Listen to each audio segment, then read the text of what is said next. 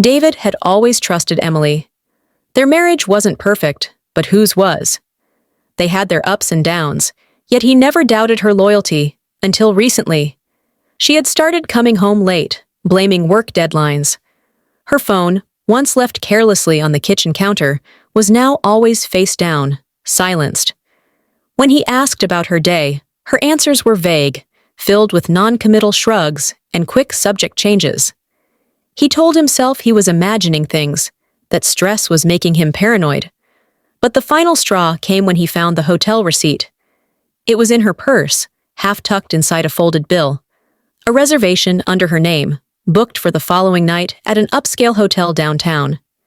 David stared at it, his stomach twisting. There was no conference, no work event she had mentioned. There was only one reason she would book a hotel room alone. Instead of confronting her, he made a plan.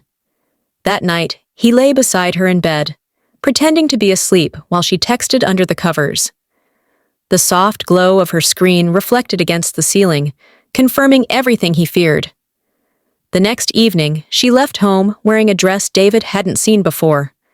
He watched from the window as she got into an Uber, and as soon as she was gone, he grabbed his car keys. David arrived at the hotel half an hour before her check-in time. He walked up to the front desk, his pulse steady despite the storm inside him. "Hi, I need a room next to my wife's. She has a reservation under Emily Carter." The receptionist glanced at the computer screen before nodding. "We can arrange that, sir." His hands clenched as he accepted the key card. He took the elevator up, stepping into the quiet hallway. A minute later, he entered his room and sat on the bed, waiting. When she arrived, he heard her heels clicking against the polished floor. The beep of the electronic lock. The soft murmur of voices as she entered, with someone else. His blood turned to ice.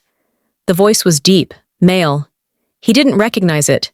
He could have stormed in right then, demanded answers, exposed the betrayal. But instead, he picked up the hotel phone and pressed the room service button. "Champagne, please," he said, and a note delivered with it. "Write this exactly. Enjoy your evening. Hope he's worth it. D." A short while later, he heard the knock on their door. Muffled conversation followed, and then silence. Then a gasp. David smirked as he grabbed his suitcase and walked out. He didn't need to see her reaction. The message was clear.